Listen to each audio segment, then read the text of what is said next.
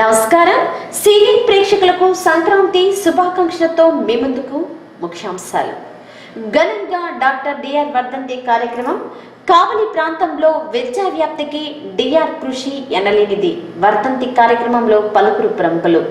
సంక్రాంతి పండుగ సందర్భంగా భక్తులతో గిటగిటలాడుతున్న ఆలయాలు, విద్యుత్ దీపాలతో మిరిమిట్లు కలుపుతున్న దేవాలయాలు. కల్వల సంభవి అమ్మవారి గ్రామోత్సవానికి పటిష్ట బందోబస్తు ఏర్పాటు చేశాం. అవాంఛనీయ సంఘటనలు జరగకుండా 100 మంది పోలీసులతో బందోబస్తు. 1వ పట్టణ ఎస్ఐ నాగార్జున వెల్లడి. పట్టణంలోని దక్షిణంపేట రామాలయంలో గోదాదేవి కళ్యాణ మహోత్సవం తిలకించేందుకు భారీగా హాజరైన భక్తులు.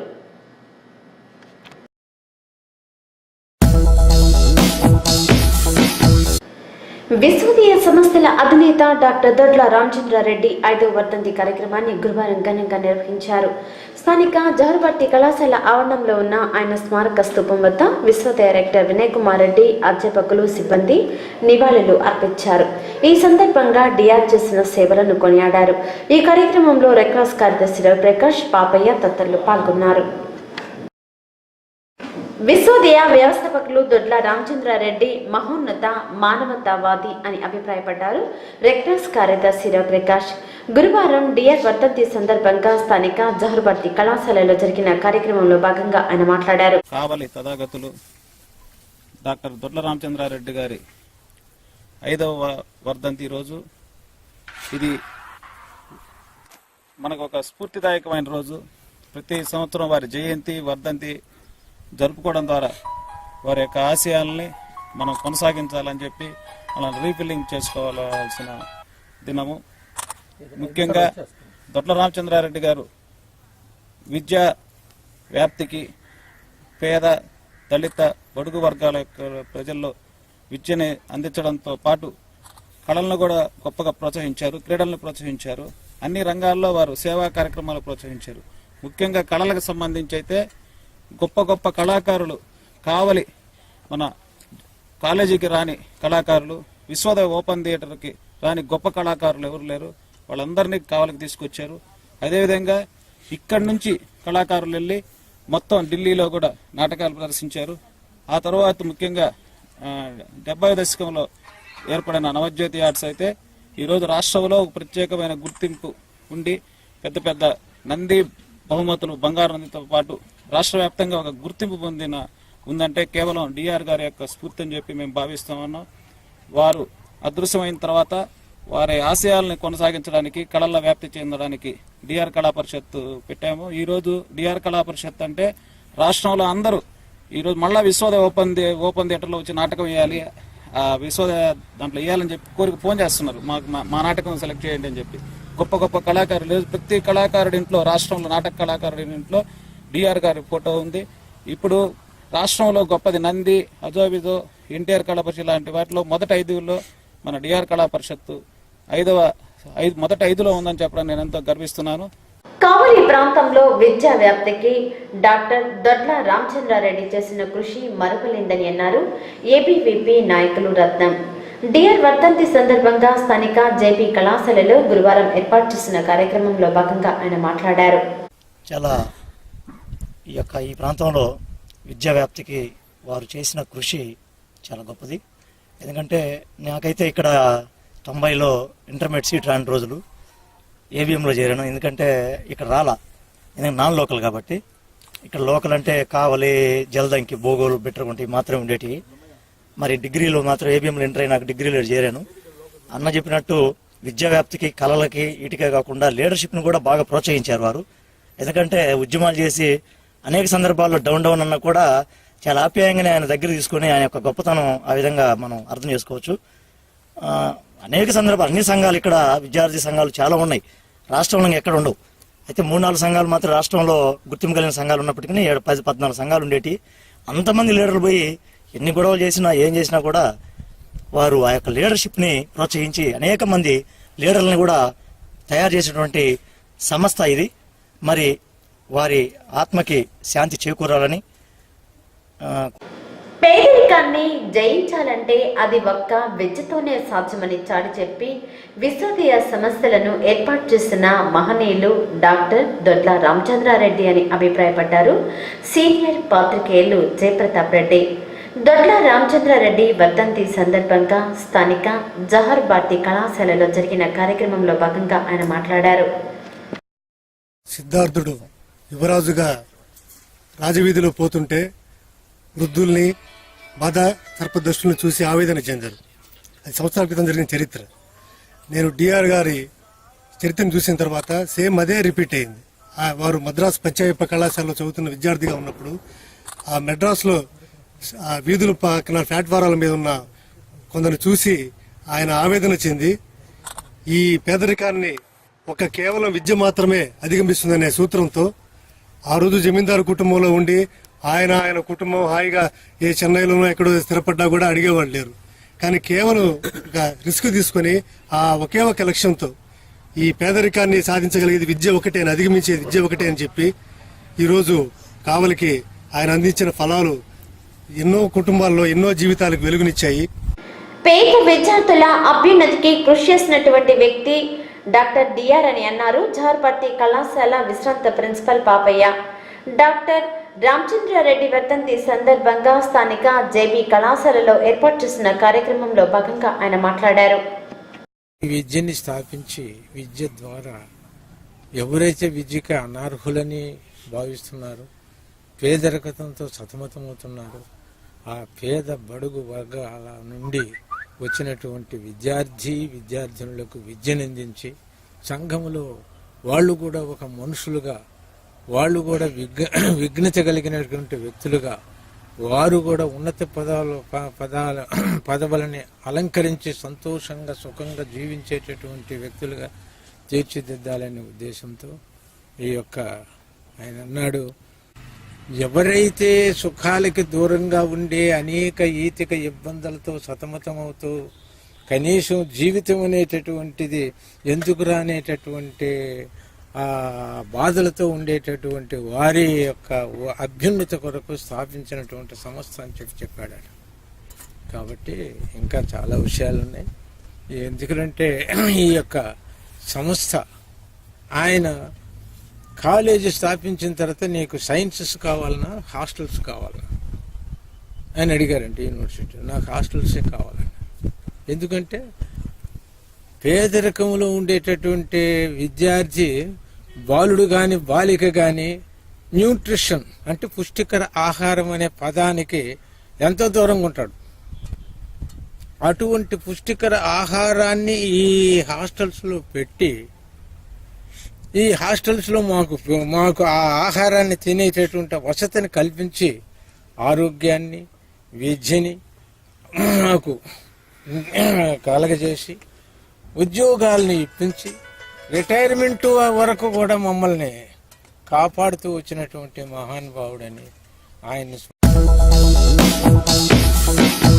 ఈ నెల 18న పట్టణంలోని పెన్షనర్స్ అసోసియేషన్ భవనంలో దేవి భాగవతం పద్యకావ్యం ఆవిష్కరణ కార్యక్రమం జరుగుతుందని అన్నారు సాహితీ సేవా సమితి అధ్యక్షులు నందనవనం శ్రీహర్రావు.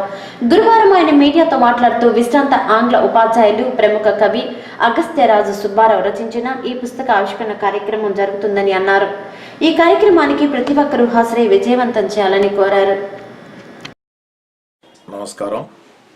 కావలి పట్టణ ప్రజలందరికీ కూడా ఈ సంక్రాంతి శుభాకాంక్షలు. నా పేరు నందనవనం శ్రీహర్రావు, సాహితీ సేవా సమితి అధ్యక్షుడిని. ఈ నెల 18వ తేదీ నాడు అంటే ఆదివారం ఉదయం 10 గంటలకి కావల్లో విశ్రాంత ఆంధ్రోపాధ్యాయులు ప్రముఖ కవి కావలి పట్టణవాసులతో కూడా గర్వించదగినటువంటి కవి పొంగలైనటువంటి శ్రీ అగస్త్యరాజు సుబ్బారావు గారు దేవి భాగవతం అనేటువంటి పద్యకావ్యాన్ని 2వ భాగం పూర్తి చేసి రచించారు. అది ప్రింట్ అయింది. ఆ యొక్క దేవి భాగవతం పద్యకావ్యం 2వ భాగం యొక్క ఆవిష్కరణ ఈ నెల 18వ తేదీ ఆదివారం ఉదయం 10 గంటలకి కావలి పెన్షనర్ అసోసియేషన్ బిల్డింగ్ తాలూకా ఆఫీస్ పక్కన ఉన్నటువంటి కావలి పెన్షనర్స్ అసోసియేషన్ బిల్డింగ్లో ఈ ఆవిష్కరణ సభ జరుగుతుంది. ఈ సభకి మా గురువు గారు, ప్రముఖ విద్యావేత్త, శ్రీ చలంత్యాల సూర్యప్రకాశ్రావు గారు అధ్యక్షత వహించడానికి దయతో ఒప్పుకున్నారు. వారు ఈ సభను అధ్యక్షత వహిస్తారు. ఈ గ్రంథాన్ని చిన్మయ మిషన్ ఆచార్యని పూజ్య స్వామిని శ్రీమతి నిర్మలానంద గారు వారి పవిత్రమైన చేతుల మీదుగా ఈ దేవీ భాగవతం అనే గ్రంథం యొక్క ఆవిష్కరణ జరుగుతుంది. ఈ సభలో శ్రీ పెంచల్ రెడ్డి గారు, director communications, AP secretariat Hyderabad వారు ముఖ్య అతిథిగా పాల్గొంటున్నారు. అలాగే ఈ గ్రంథాన్ని గురించి, గ్రంథకర్తని గురించి మాట్లాడడానికి శ్రీ చీమకుర్తి వెంకటేశ్వరరావు గారు, అరుణశ్రీ విద్వాన్ శ్రీ అల్లంపాటి వెంకటేశ్వర రెడ్డి గారు, శ్రీ చిల్లర సుధాకర్ గారు కూడా ఈ సభలో వారి గురించి ఉపన్యసించడానికి వస్తున్నారు. కాబట్టి ఈ కావలి సాహిత్యాభిలాషులు, సాహిత్యాభిమానులు, శ్రీ సుబ్బారావు గారి శిష్యులు, అభిమానులు ఈ యొక్క కార్యక్రమంలో పాల్గొని ఈ దేవీ భాగవతం 2వ భాగం పద్యకావ్యాన్ని ఆవిష్కరణని జయప్రదం చేయవలసిందిగా గ్రంథం ఆవిష్కరించడంలో మాకెంతో సహకారం అందిస్తున్నటువంటి శ్రీ చిన్మయ మిషన్ వారు, సీడ్స్ స్వచ్ఛంద సేవా సంస్థ వారు, కృష్ణరాయ సాహిత్య సమితి వారు, ఈ 3 సంస్థలు, కావలిలో మిగిలిన సంస్థలు కూడా ఈ యొక్క ఆవిష్కరణకు ఎంతో సహకారాన్ని అందిస్తున్నారు. వారందరికీ స్పందన తరఫున ప్రత్యేకమైన ధన్యవాదాలు తెలియజేసుకుంటున్నాను. వ్యవస్థాపకులు డాక్టర్ దొడ్ల రామచంద్రారెడ్డి వర్ధంతి కార్యక్రమాన్ని కళాశాల పూర్వ విద్యార్థుల ఆధ్వర్యంలో గురువారం ఘనంగా నిర్వహించారు. స్థానిక ఉదయగిరి రోడ్డులో ఉన్న డిఆర్ విగ్రహానికి పూలమాలలు వేసి ఘనంగా నివాళులు అర్పించారు. పూర్వ విద్యార్థులు బెజవాడ రవికుమార్, లేపాకుల సుధాకర్ రెడ్డి తదితరులు పాల్గొన్నారు. ఈ సందర్భంగా వారు మాట్లాడారు. విద్యా సంస్థల విద్యా ప్రదాత స్వర్గీయ దొడ్ల రామచంద్రారెడ్డి గారి 6వ వర్ధంతిని పురస్కరించుకొని విద్యార్థుల సంఘం తరఫున ఈరోజు ఆయన విగ్రహాన్ని పూలమాలాకృతులు చేయడానికి అందరూ మిత్రులు వచ్చి పూలమాలాకృతులు చేశారు. వారి యొక్క విద్యా సేవ నిరంతరం మరొకసారి గుర్తు చేసుకుంటూ వారికి అంజలి ఘటిస్తున్నారు. విశ్వోదయ కళాశాల విద్యా సంస్థల ఘట్టాలు శ్రీ దొడ్ల రామచంద్రారెడ్డి గారి 6వ వర్ధంతి సందర్భంగా వారి సేవకి, విద్యారంగంలో వారు చేసిన సేవలను గుర్తు చేసుకుంటూ పూర్వ విద్యార్థులు అందరూ కలిసి వారి విగ్రహం దగ్గర వారి సేవకి నివాళులు అర్పించాము. పూలమాలలు వేసి వారిని స్మరించుకోవడం జరిగింది. సంక్రాంతి పండుగ కావటంతో పట్టణంలోని ఆలయాలు భక్తులతో కిటకిటలాడాయి. ఉదయం నుండే భక్తులు ఆలయాలలో దర్శనం కోసం బారులు తీరారు. స్థానిక కలగొండ సంభవీదేవి ఆలయం బుధవారం రాత్రి భక్తులతో కిటకిటలాడింది. భోగి, సంక్రాంతి పండుగ సందర్భంగా ఆలయాన్ని విద్యుత్ దీపాలతో సర్వాంగ సుందరంగా అలంకరించారు. సంక్రాంతి పండుగను పురస్కరించుకుని స్థానిక సాయి మహల్ సెంటర్ వద్ద ఫ్రంట్ యూత్ ఆధ్వర్యంలో ఏర్పాటు చేసిన సాంస్కృతిక కార్యక్రమాలు ప్రేక్షకులను విశేషంగా ఆకట్టుకున్నాయి. అమ్మవారి రూపాలతో ఏర్పాటు చేసిన విద్యుత్ దీప అలంకరణ కన్నుల పండుగగా ఉంది. స్థానికంగా పాట కచేరీని ఏర్పాటు చేశారు. సినిమా పాటలతో గాయని గాయకులు పాడిన పలు పాటలు ప్రేక్షకులను విశేషంగా ఆకట్టుకున్నాయి.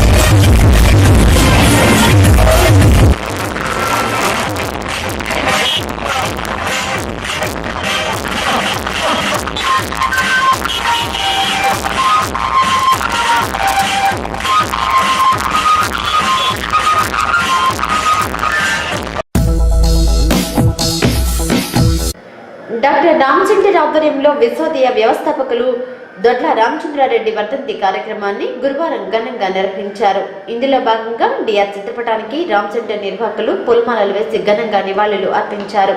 ఈ కార్యక్రమంలో రామ్ సెంటర్ చైర్మన్ దొడ్ల మనోహర్ రెడ్డి, డైరెక్టర్ తాతిరెడ్డి తదితరులు పాల్గొన్నారు. మానవత్వానికి మరణం లేదు, వారికి మరణం లేదు. వారు ఎప్పుడు ఆంధ్ర రాష్ట్రం భారతదేశం ఉన్నంతకాలం, కావలి నెల్లూరు జిల్లా ఉన్నంతకాలం, కావలి పట్టణం ఉన్నంతకాలం చిరస్థాయిగా ఉంటారు. వారికి మరణం లేదు. స్థానిక వెంకటేశ్వర థియేటర్ సమీపంలో స్నేహ యూత్ ఆధ్వర్యంలో సంక్రాంతి పండుగ సందర్భంగా ఏర్పాటు చేసిన అమ్మవారి విద్యుత్ దీప అలంకరణ భక్తులను విశేషంగా ఆకట్టుకుంది. దారి పొడవునా విద్యుత్ వెలుగులతో ఏర్పాటు చేసిన అమ్మవారి రూపాలు కన్నుల పండుగగా ఉన్నాయి. ఈ సందర్భంగా స్థానికంగా ఏర్పాటు చేసిన సాంస్కృతిక కార్యక్రమాలు ప్రేక్షకులను మైమర్పించాయి.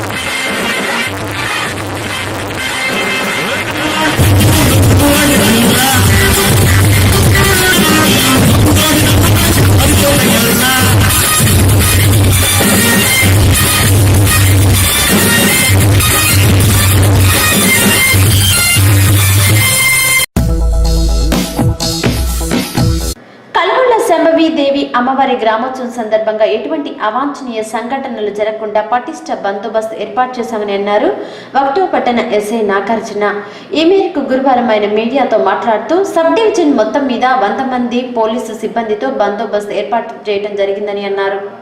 కావలి పట్టణంలో గత 40 సంవత్సరాల నుంచి జరుగుతున్నటువంటి కలుగోలమ్మ అమ్మవారి గ్రామోత్సవానికి సంబంధించి ఈసారి కావలి 1 టౌన్ పోలీసులు పూర్తి కట్టుదిట్టమైనటువంటి భద్రతా చర్యలు చేపట్టడం జరిగింది. అదేవిధంగా సబ్ డివిజన్ మొత్తం మీద దాదాపు 100 మంది పోలీస్ సిబ్బందితో టోటల్ 120 మెంబర్స్ పోలీస్ సిబ్బందితో భద్రతా చర్యలు బందోబస్తు ఏర్పాట్లు చేయడం జరిగింది. దీనికి సంబంధించి ఎక్కడైనా ట్రాఫిక్ రెగ్యులేషన్కి సంబంధించి తర్వాత ఎటువంటి అవాంఛనీయ సంఘటనలు జరగకుండా, తర్వాత చైన్ స్నాచింగ్, పర్సులు కొట్టేయడం, ఇటువంటి దొంగతనాలు ఏం జరగకుండా పీస్ఫుల్గా గ్రామోత్సవము కంప్లీట్ అయ్యేంత వరకు పోలీస్ సిబ్బంది బందోబస్తు ఏర్పాట్లు చేయడం కోసం ఇవన్నీ 1 టౌన్ పోలీస్ స్టేషన్ తరఫున ఏర్పాట్లు చేయడం. పట్టణంలోని ట్రంక్ రోడ్లో ఉన్న దక్షిణంపేట రామాలయంలో బుధవారం రాత్రి గోదాదేవి కళ్యాణ మహోత్సవం కన్నుల పండుగగా జరిగింది. ఈ కళ్యాణ మహోత్సవానికి చాట్ల శ్రీరాములు యొక్క కుమారులు చాట్ల శ్రీనివాసులు దంపతులు, చాట్ల ధనంజయరావు దంపతులు ఉభయకర్తలుగా వ్యవహరించారు. ఈ కళ్యాణ మహోత్సవాన్ని తిలకించేందుకు భక్తులు అధిక సంఖ్యలో హాజరయ్యారు.